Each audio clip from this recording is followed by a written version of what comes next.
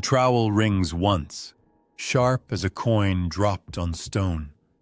A small bronze shape slides out of the soil, mud-slick, heavier than it looks.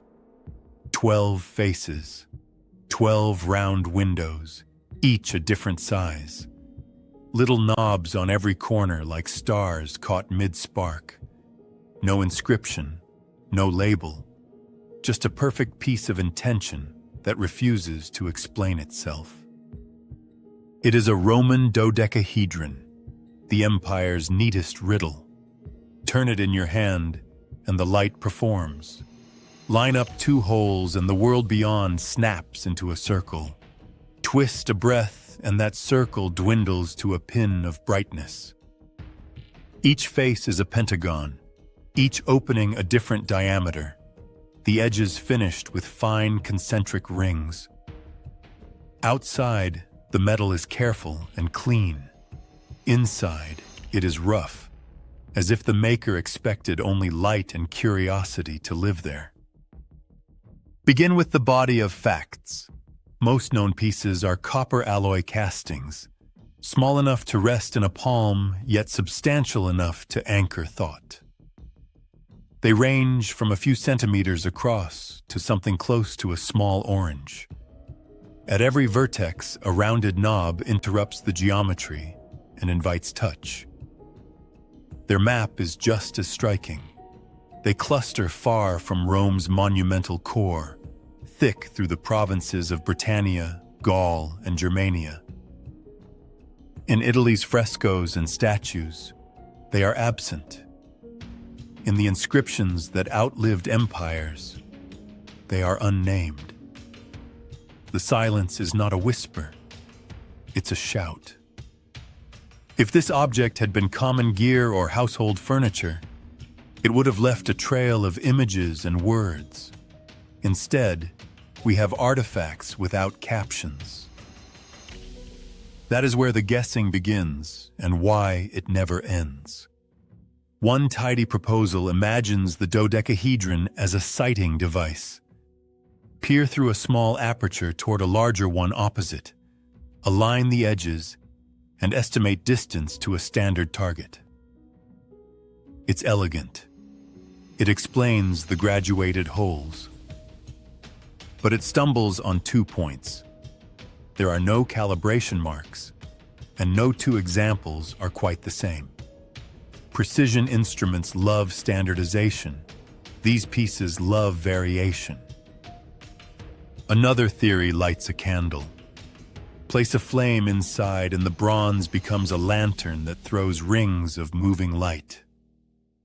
Replicas glow beautifully, but original artifacts rarely carry the soot and heat scars you'd expect from a life spent close to fire. If illumination was the aim, it may have been ceremonial, occasional, or symbolic. A light meant to be seen more than used. Textiles tempt the hands. Thread laced through opposite holes, tensioned and rotated, can coax cords and tubes into being, even the beginnings of glove fingers. Demonstrations with modern replicas are persuasive up to a point. Yet the edges of most ancient pieces lack the repeated grooves and polishing that daily fiber work tends to carve. The method often cited belongs in written form to much later centuries. Could someone have used one at a work table anyway? Perhaps. Does the evidence insist? It does not. After that, the theories multiply like reflections in a mirror. Calendar, gaming die, surveying charm, divination tool, military gauge, status symbol. Each explains a facet and leaves others unaccounted for. That pattern may be the clearest truth in the room. The dodecahedron type is consistent enough to be a family and individual enough to resist reduction. The face count holds. The perforations vary. The corner knobs endure. Their size and finish wander. Many hands riffed on a shared idea, but nobody stamped a blueprint into law. Watch the craft at close range. Lost wax casting likely created most examples. A wax model shaped with fingertips and tools invested in clay, the wax fired out.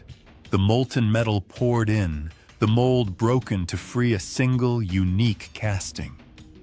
Then came files and scrapers, the crisping of edges, the trimming of circular apertures, the chasing of those delicate rings.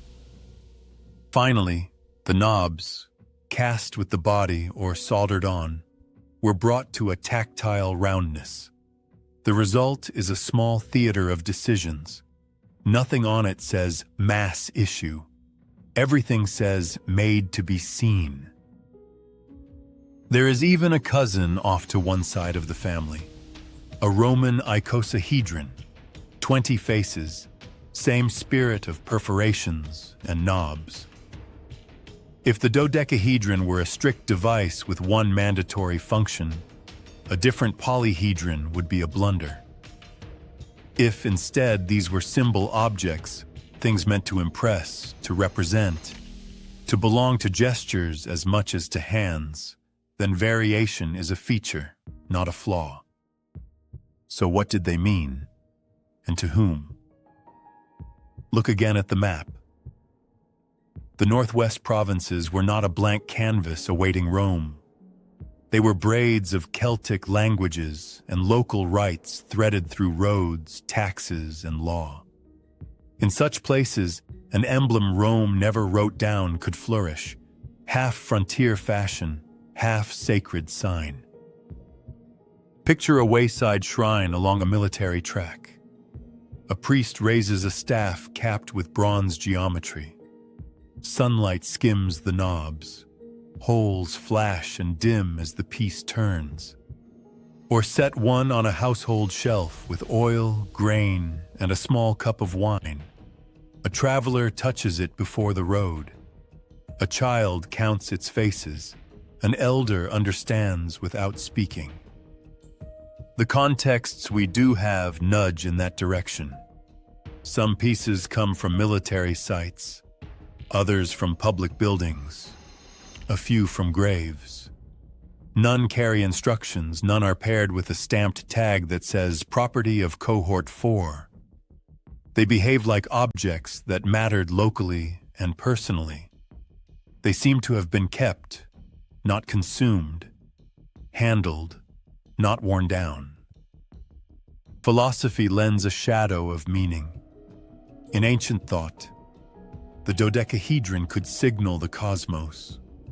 Order held in the hands. 12 faces invite correspondences. Months, winds, signs, gods, doors. Nothing requires those links, and nothing proves them. Yet the shape carries a feeling of completeness that people across centuries keep recognizing. It's hard to hold one without assigning it a constellation of associations. That may be exactly what it was built to do. And still, the practical pull remains. The object is an invitation to experiments. Sight a gatepost through opposite holes. Drop a tea light into a replica and darken the room. Thread a cord between faces and watch your fingers invent neat braids. A good mystery object does not refuse explanations. It multiplies them, so the curious can't help but try. That is part of its power. It turns viewers into participants. So what can be said without overreaching? This Roman dodecahedra were made with care and carried with care. They concentrate in regions where Rome met older worlds and made something hybrid in the process.